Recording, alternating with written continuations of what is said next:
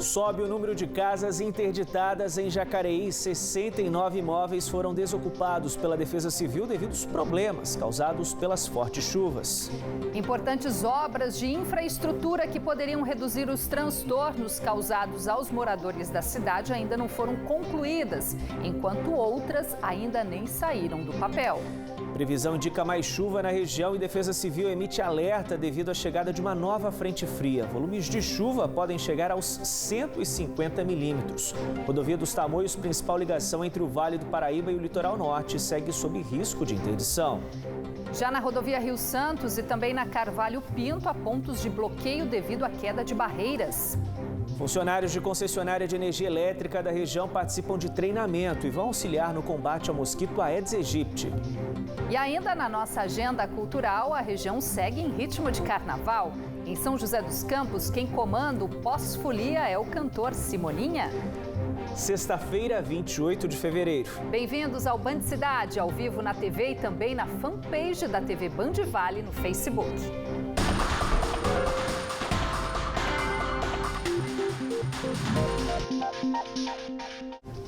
Olá, muito boa noite.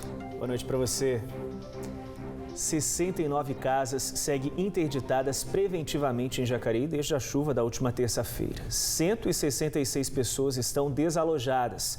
Já os 44 desabrigados foram incluídos no programa habitacional da Fundação Prolar.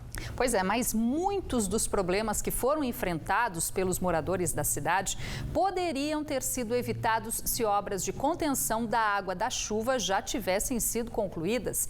Entre elas, os 3 piscinões que começaram a ser construídos em 2014 para evitar o transbordamento do córrego do Turi. Outro ponto crítico na cidade, o córrego do Tanquinho, também tem projeto que já era para ter começado há um ano, mas ainda não saiu do papel. A água ainda não escoou completamente na rua da casa do Wellington. Residências de moradores como ele, na Vila Ita, em Jacareí, ficaram alagadas depois do temporal de terça-feira. Ele já estava até acostumado a enfrentar isso quase sempre que chove, mas dessa vez foi pior. Muita água em pouco tempo, né? A gente não deu tempo de fazer quase nada. Perdi quase tudo que eu tinha aí, praticamente estava no chão, foi tudo, guarda-roupa, meus pertences, sapatos, roupas, está tudo flutuando dentro de casa. Para que moradores como Wellington não sofram mais com os alagamentos, a prefeitura promete iniciar algumas obras que há muito tempo são esperadas pela população. Uma delas é a do afundamento da calha do córrego do Tanquinho. Isso deve fazer com que a água da chuva escoe para o Rio Paraíba e não para as casas dos bairros da região da Vila Ita. Os bairros foram construídos no mesmo nível do leito. Então, toda vez que o córrego ele enche um pouco, ele alaga todas as casas ao redor. Então, a gente precisa afundar a calha do Tanquinho, canalizá-lo e levá-lo até o Rio Paraíba para que a gente consiga escoar essa água. Essa obra já era para ter começado há mais de um ano, mas acabou sendo barrada pela Defensoria e o Ministério Público, junto com outras relacionadas ao novo plano diretor. Em dezembro, a Prefeitura fez um acordo com o MP para dar início à obra, o que deve acontecer em outubro, com previsão de término para 12 meses. A duplicação da Avenida Humberto de Alencar Castelo Branco, prevista para começar em maio e terminar em dezembro, também deve ajudar a resolver o problema. Como o Tanquinho, ele deságua no Rio Paraíba, na Castelo Branco, quando a gente fizer a obra de duplicação da Castelo Branco, a gente vai aumentar essa passagem. Então isso vai ajudar também que aumente o fluxo de água do córrego do Tanquinho para o Rio Paraíba. Outra obra que tem a função de evitar os alagamentos em Jacareí é a de 3 piscinões que estão em construção no Parque dos Príncipes. Eles vão funcionar como represas que armazenam a água da chuva para que o córrego do Turi não chegue nos bairros do centro expandido da cidade com um nível muito alto e transborde. Essas imagens mostram que na chuva desta semana, os piscinões transbordaram e a água chegou a tomar conta da rua. O piscinão ele já está afundado, então ele já reteve toda a água. Por mais que ele não esteja finalizado de concretagem das paredes, ele já reteve a água. Se ele não tivesse retido essa água teria toda ido para o centro da cidade e teria causado um estrago ainda maior do que causou na última chuva, que foi uma chuva totalmente atípica, né, totalmente fora do previsto. A construção dos piscinões, que começou em 2014, já poderia estar pronta há um bom tempo. Em 2015, a construtora abandonou a obra, que tinha irregularidades no projeto, e só no ano passado ela foi retomada, quando a nova gestão contratou outra empresa para dar continuidade. Agora, as equipes trabalham nas paredes dos piscinões, que estão 70% concluídos.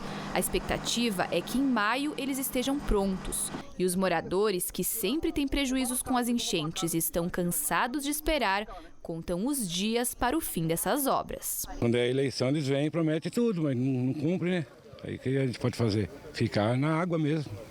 Vira morro, né? Eu espero que não demore muito também, né? Porque nós não podemos ficar esperando eles do jeito que eles querem. Porque eles querem ficar calma ali, mas nós não. Nós precisamos quanto mais rápido, entendeu? Quanto mais rápido possível a gente precisa, né?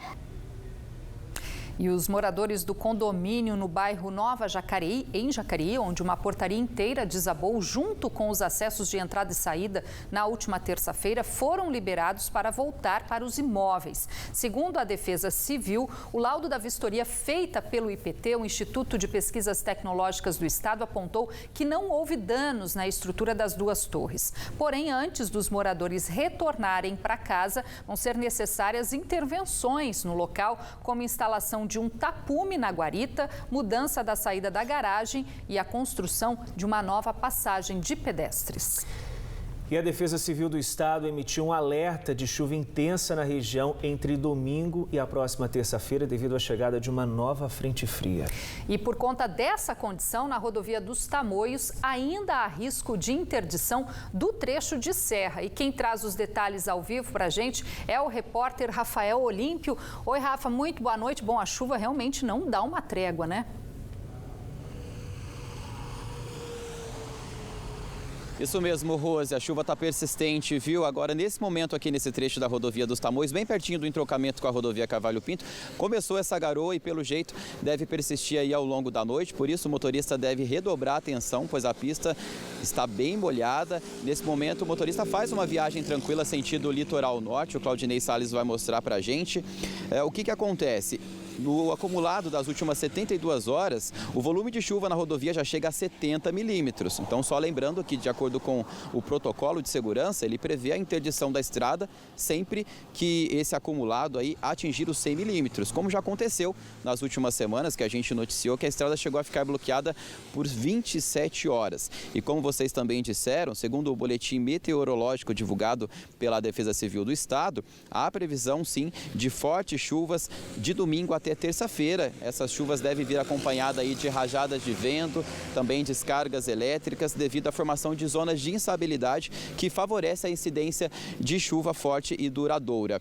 Nós noticiamos ontem no Band Cidade, em entrevista com o coordenador regional da Defesa Civil, Vander Vieira, que o acumulado de chuvas no mês de fevereiro já bateu um recorde histórico em todo o estado de São Paulo. Isso também já deixa o CEMADEM em estado de alerta, né, o órgão que emite aí boletins para toda a população, para as outras defesas civis, para desenvolver os seus trabalhos aí de prevenção.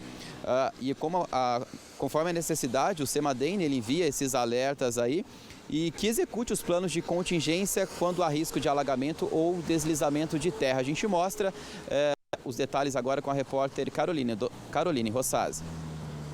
Como o volume de chuva que caiu até agora foi muito grande e o tempo não firmou completamente, ainda há chance de alagamentos e deslizamentos de terra aqui na região. Para falar mais sobre essa situação, está aqui comigo o pesquisador e meteorologista do CEMADEM, o Giovanni Dolife. Giovanni, então foi constatada aí a possibilidade de ocorrências como alagamentos e deslizamentos de terra, porque tem previsão para mais chuva aí a partir do início da próxima semana? Isso, a gente teve esse grande volume de chuva, então toda essa água ainda está encharcando o solo, está mantendo o nível de córregos e rios ainda elevado. Então qualquer nova chuva, mesmo que não seja muito forte, pode trazer o risco. Então a gente tem uma escala de risco e ele no momento está moderado. É uma escala leve, mas o risco existe. Então a gente fica monitorando de perto. Quais regiões estão mais suscetíveis a esse tipo de evento?